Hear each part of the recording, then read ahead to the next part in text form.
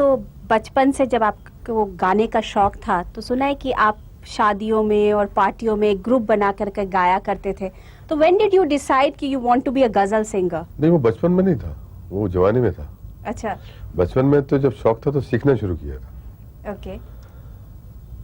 और कॉलेज खत्म किया मैंने, उसके बाद जब मैंने ये डिसाइड किया कि म्यूजिक को प्रोफेशन बनाना है तो फिर गाना शुरू किया था। अच्छा, उसके पहले आप नहीं गाते थे? नहीं, उसके पहले हम कॉलेज फंक्शन जो हमारे यूनिवर्सिटी में हो गए या यूथ फेस्टिवल हो गए, हाँ, रेडियो स्टेशन से मैंने गाना शुरू कर दिया था।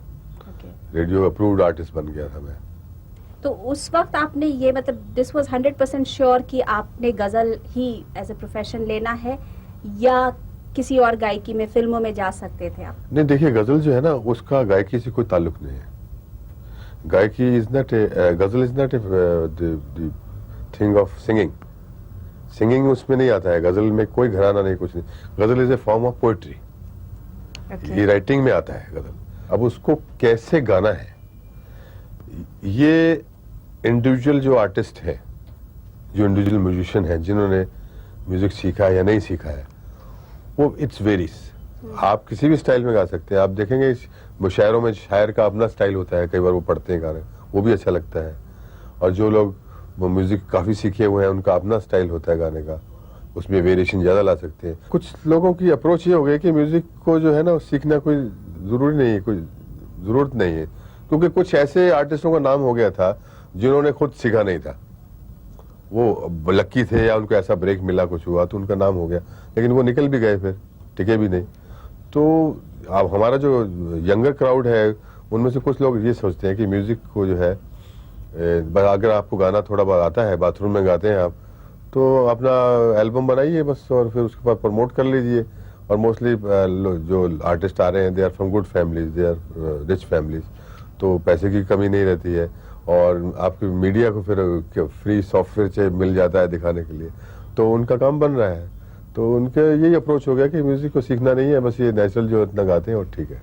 You know, मैं कहीं पढ़ रही थी कि आपके इसी बयान पे किसी यंग आर्टिस्ट का रिएक्शन था कि Jagjit Singh is ageing actually, that's why he is reacting like this, कि खुद को चूंकि वो वहां पे है and he doesn't want new talent to come, everybody ages. I don't deny that I am not ageing, I am ageing.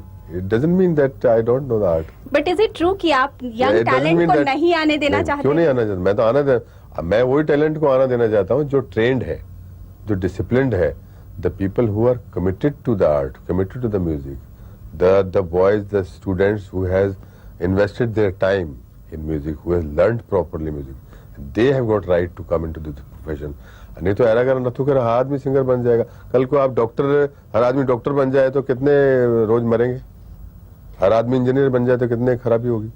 उसके लिए पहले आपको कोर्स करना पड़ता है ना, MBBS करना पड़ता है, एक्सपीरियंस करना पड़ता है, सीखना पड़ता है। उसी तरह म्यूजिक भी जो है एक टेक्निकल आर्ट है।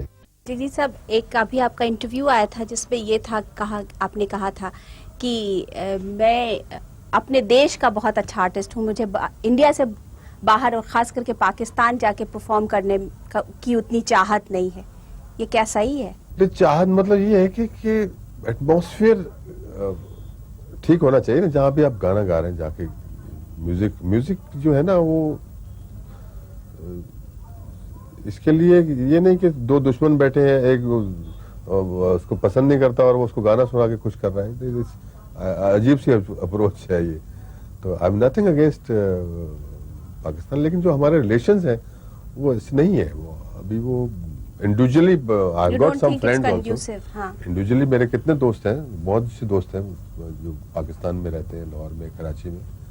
I have nothing against them, they are very nice people, very nice host, very good, बहुत प्यार करते हैं सब। लेकिन जहाँ कंट्री का सवाल आता है ना, वहाँ फिर वो अलग चीज है। वो एक्सेप्ट करना चाहिए कि अभी 50 साल पुरानी बात हो गई है, हम अलग हो गए हैं, और वो एक कश्मीर का बीच में हड्डी अटकी हुई है, वो एक ड्रॉ करी है, बस ये हो गया। बस आपको लगता है क्या कि वहाँ के गायकों को, खास करके गजल के गायकों को, ये एक रिजेंटमेंट है कि पहले तो गजल गायकी जो थी वो पाकिस्तान और वहाँ के आर्टिस्टों के साथ ज्यादातर जुड़ी हुई थी, बीच का एक दौर था, वो उनके हाथ से आपने खींच लिया है? मैंने तो कुछ नहीं किया, मैंने तो अपना काम किया है। और गजल गायकी वो कहाँ से ठेकेदार हो गए? गजल गायकी इंडिया की, गजल इंडिया की चीज है। पाकिस्तान की तो नहीं, बीच जबान में ही एक नहीं दौर उर्दू। आया था ना कि मेहदी हसन साहब और उर्दू गुलाम जबान ही अली। इंडिया की। मेहदी हसन गया कहाँ से? जयपुर से, यहाँ से तो गया है। Born and brought up in India.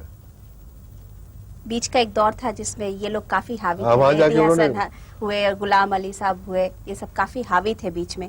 तो आपने उन सब के उससे हाथ से खींच लिया पूरी गजल गायकी का। जहाँ तक मैंने नोटिस किया है, I have studied their movement, their career, कि जो उनकी जो ग्रोथ है ना वो नहीं हुई, ये उनकी कमी रही।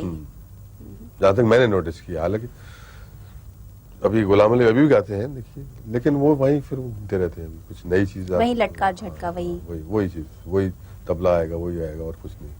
क्योंकि बेसिकली गजल जो है इमोशनल चीज है, इसमें जो हर शेर में एक इमोशन है जो उसको डिपिक्ट करना चाहिए, ना कि जो आपकी जो कैपेबिलिटी ऑफ सिंगिंग। आपका रियाज कितना किया हुआ है वो दिखाए। ख्याल गायकी तो आप हाँ, करने वो जरा कम करके इसमें इमोशंस ज्यादा लाने चाहिए। आप जो अपनी गजल गाते हैं तो उसमें इतना दर्द और इतना इमोशन कहाँ से भरते हैं? Is it a practised thing और does it come naturally to you? नहीं, ये जो इमोशंस आप बात कर रहे हैं ना, वो सडन आता है। वो आप जब रिपीट लाने चाहोगे फिर इमोशन नहीं रहेगा, वो थक जाएगा इमोशन। एक जब हम लाइन गाते हैं तो कई बार इतनी अच्छी आती है इमोशनली, वो रिपीट करोगे तो नहीं आएगी, क्योंकि फिर वो एक्टिंग हो जाती है। पंकज जी, जब आप गजल की दुनिया में आए या म्यूजिक की दुनिया में जी। फॉर एग्जांपल आए और जब आपका अराइवल हुआ जी। तब आप बहुत ही लोकप्रिय हो गए थे। जी। Within a short span of time जी। बहुत आपके कैसेट्स बिके और आप घर घर में नाम हो गए, और खास करके यंगर जनरेशन में जी। आपका बहुत नाम था। जी। फिर उसके बाद ये सिलसिला 3-4 साल तक तो चलता रहा। जी। उसके बाद सडनली धीरे धीरे आपकी लोकप्रियता जो है वो थोड़ी जी। कम सी हो गई, ऐसा क्यों? मैं समझता हूं कि आपका सवाल जायज है, आप जो कह रही हैं, लेकिन जब मेरी शुरुआत हुई गायकी की 1980 में मेरा पहला एल्बम आया था। जी। जैसे आपने कहा कि पदार्पण जब मैंने कदम रखे इस क्षेत्र में, तो मेरा नाम, पहले एल्बम का नाम भी वैसा ही था, it was called Aahat. Yes.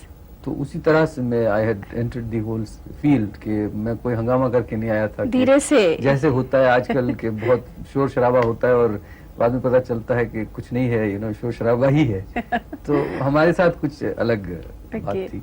81 में मेरा एक एल्बम आया मुकर्रर, और उसके बाद जितने एल्बम्स आए मेरे, महफिल, नायाब, आफरीन, मेरे ख्याल से सेल्स के कोई ऐसे रिकॉर्ड्स नहीं है कि जो मैंने ब्रेक न किए हो। जहां तक मेरी मकबूलियत, मेरी प्रसिद्धि या तो मेरी शोहरत का सवाल है, मैं समझता हूं कि अगर आप ग्राफ देखें मेरी शोहरत का या तो पॉपुलैरिटी का, तो 80 से the graph went up all the way and till 90 I remember कि I never ever looked back in terms of my popularity. But 90 के बाद क्या हुआ कि एक फिल्म आई आशिकी, उसका म्यूजिक बहुत मकबूल हुआ, बहुत पॉपुलर हुआ, और आशिकी के बाद एक ट्रेंड शुरू हुआ, जो ट्रेंड था कि फिल्मों में गजल नुमा गीत ले आना।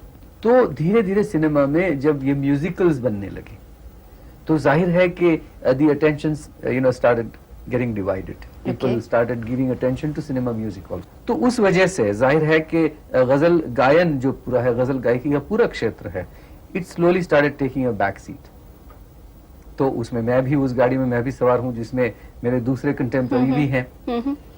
तो 90 से मेरे ख्याल से थोड़ा सा ये दौर शुरू हुआ। Okay, I agree what you are saying. आपके साथ या थोड़े से आपसे सीनियर होंगे जगजीत सिंह साहब, है ना?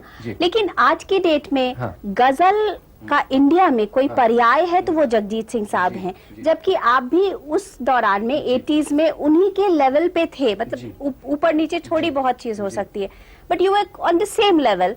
But suddenly today Jagjit Singh को अगर आप देखें तो लोग जगजीत सिंह को, यानी इंडिया में गजल का पर्याय जगजीत सिंह है, नॉट पंकज उधास। आपको ये बात शायद मैं बताना चाहूंगा कि आपको शायद गलत फहमी है, और जो देख रहे हैं उनको तो मुझे मालूम नहीं है, लेकिन आपको ये जान के शायद ताज्जुब होगा जबकि आप मुझे ये सवाल कर रही है कि हिंदुस्तान में अगर गजल जानी जाती है वो सिर्फ पंकज उधास के नाम से जानी जाती है। मैं कोई अपनी मेरी बड़ाई नहीं कर रहा हूँ। Jagjit Singh is a wonderful singer, there is no doubt about it, लेकिन जगजीत सिंह की जो गायकी है वो सीमित गायकी है, it's a limited kind of singing. क्योंकि उनकी जो आवाज आप सुनते हैं, उनकी जो गायकी की रेंज है, it's a very limited range of singing. और उस रेंज में उन्होंने जो काम किया है, वो काम ऐसा है कि वो सिर्फ certain section of the society gets impressed with that voice and that kind of singing। जहां तक पंकज उदास का ताल्लुक है, पंकज उदास ने एक जिंदगी में मिशन शुरू किया था when I started singing गजल। और आप किसी से भी पूछें कि भाई गजल गायकी में आप किसको पसंद करते हैं, किसको सुनते हैं, एक छोटे बच्चे को भी पूछ लीजिए तो वो कहेंगे चिट्ठी आई है पंकज उदास। आज पंकज उदास की शक्ल सारी दुनिया पहचानती है, रास्ते चलते एक बच्चा भी पहचान लेता है कि ये आदमी वही है पंकज उदास जो गजल गाता है। जगजीत सिंह चले जाए तो शायद he goes unnoticed, nobody knows that he is walking on the road. The point is, मेरा कहना क्या है कि जहां तक मेरा सवाल है, मैंने इस संगीत को लोगों तक पहुंचाने का काम किया है। मतलब आप ये कहना चाह And रहे I हैं would not like to कि say- मासेस के लिए गजल आपने गाया है और क्लासेस के लिए गजल जगजीत सिंह ने गाया है। जगजीत सिंह ने भी बहुत सारी मासिस के लिए चीजें गाई हैं, ऐसी बात नहीं है, आहिस्ता आहिस्ता और ये वो सब बहुत चीजें गाई उन्होंने, ऐसी बात नहीं। But the point is that फिर आपकी जो वो एक मार्केटेबिलिटी या जो सो कॉल्ड जी। Acceptance as number 1, so why should I go into this number 1 and number 2 situation? I think I may be parallel to Jagjit Singh, I might be even better than Jagjit Singh. I mean, it all depends. Tomorrow if you went out and took a survey from Marg, so you might find out that who's more popular or who's number 1.